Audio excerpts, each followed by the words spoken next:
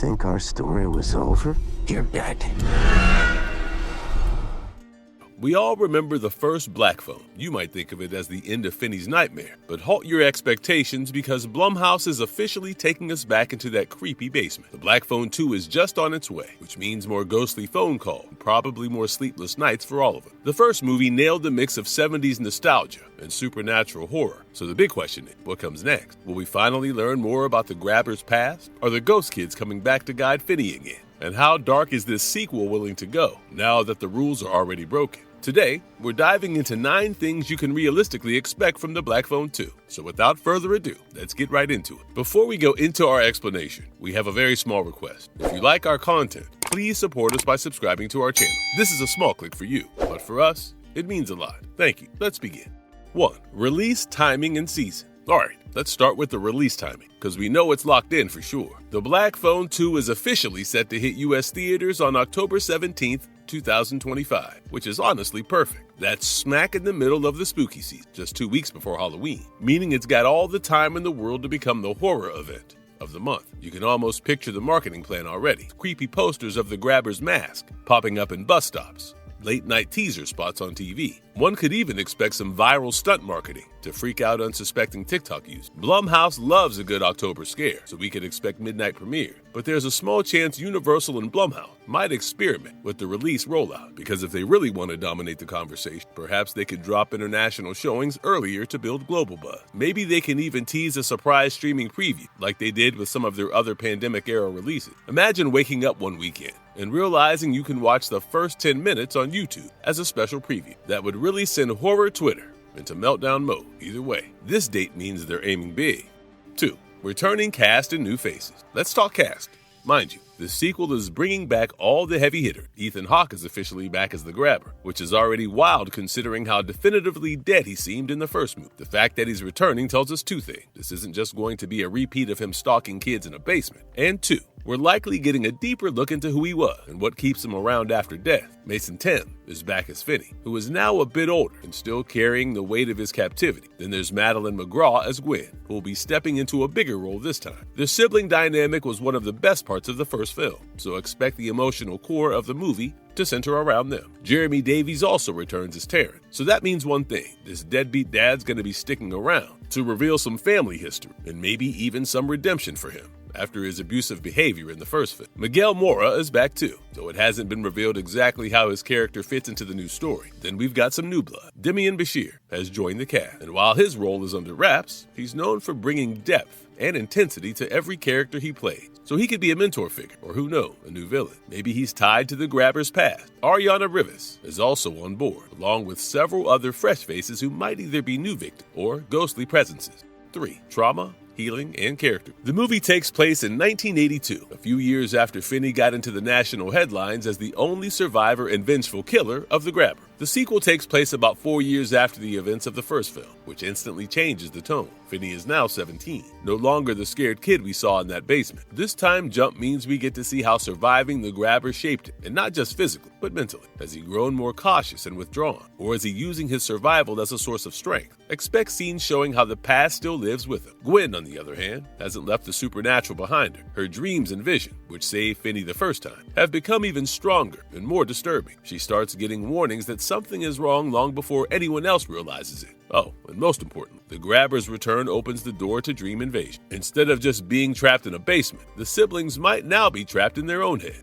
4. Gwen's role and dream call. In the Black Phone, Gwen's role goes far beyond being the younger sister who worries about Finney. Her dreams become a kind of lifeline in the story, connecting her to the Black Phone, even before Finney is trapped in the Grabber's basement. What's confirmed is that Gwen begins receiving calls in her dream. These aren't ordinary dreams. They're brutal and disturbing visions that show pieces of the Grabber's crime. One particularly chilling moment is when Gwen dreams of one of the kidnapped boys riding his bike. The scene plays out like a memory replayed in real time, except it's happening inside Gwen's head. Later, she dreams of another boy bleeding and broken, his body left behind, and these glimpses directly line up with the missing children the Grabber has already taken. What's plausible is that without her, Finney might not have survived. Her visions push her into action. She prays, she demands answers, and she fights against the adults who dismiss her. when she insists to the police that her dreams are more than just imagination. It's one of the few moments where the movie shifts power toward a child's perspective. Gwen becomes the voice of belief and determination. Gwen piecing together clues from her dreams, trying to convince others that what she's seeing is real. This is almost as if the dream world is giving her tools to change the waking world. I mean, could Gwen eventually manifest more control over her vision? It would be very interesting if she managed to somehow turn the visions against the grabber. The film doesn't take it that far, but the possibility hangs in the air.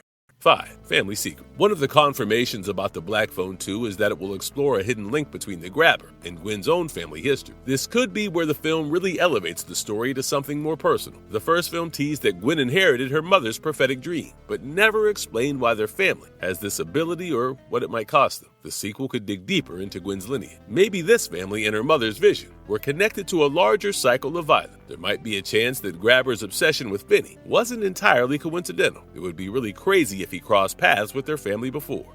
6. Mythology. One of the most fascinating aspects of the Black Phone was the disconnected phone that rang from beyond the grave. In the sequel, we can expect that mythology to deepen, to give us more insight into how the phone works, why it connects to Finney, and perhaps why Gwen's psychic dreams are tied to it. The first movie treated the phone almost like a mysterious gift from the dead, but it left plenty of questions unanswered. The Black Phone 2 seems all set to explore the rules of this haunting in more detail. Could we learn that the phone isn't random and that it chooses its receiver? Maybe each call is more than just a voice. Perhaps Gwen's visions could expand on this and allow us to see flashes of the afterlife or even moments of the victim's death. The phone might also become more interactive, and if the grabber is back, the phone could be a two-way channel.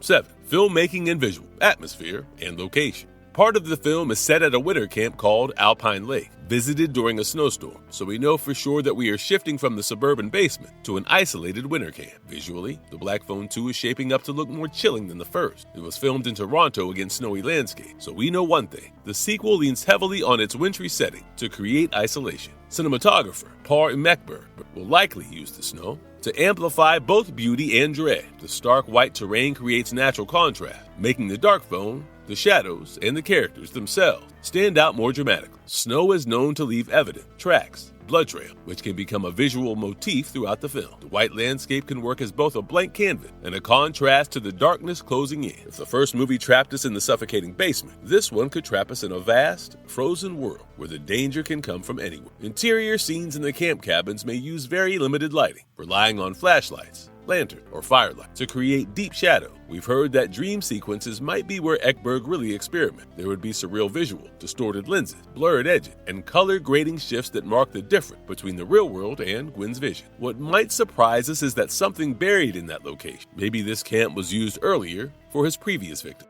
8. Stakes, endgame, and twist.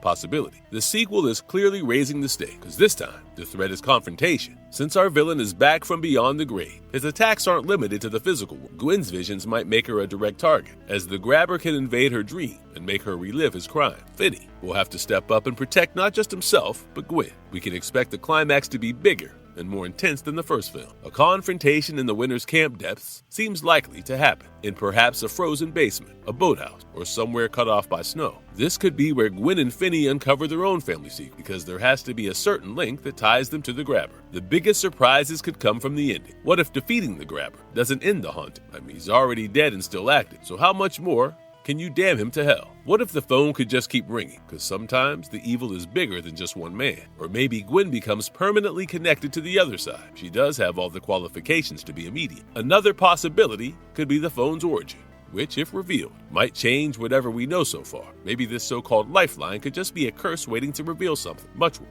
9.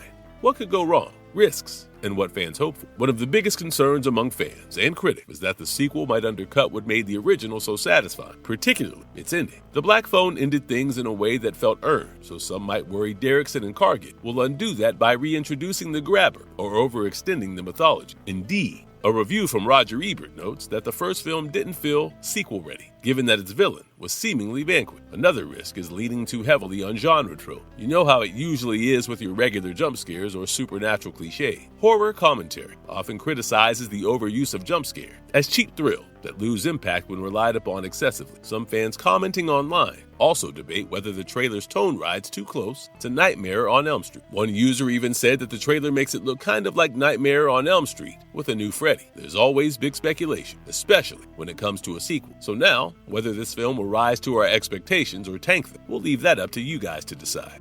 Marvelous verdict. So far, we can say that everything about The Black Phone 2 points to a sequel that's bolder and far more personal than the first. With a more graphic horror, the movie is ready to push its characters and us to the breaking point. Let's not forget how Grabber is way more terrifying now, so the chance for a shocking twist is given. The question is, will Finney and Gwen escape their path, or finally be consumed by it? What are your thoughts on the movie? Do you have any crazy fan theories? Do let us know in the comments section. And if you've liked this video, don't forget to hit the like and subscribe button so we can get you more such deep dive. Until then, stay safe and stay spooky. We'll catch you in the next one.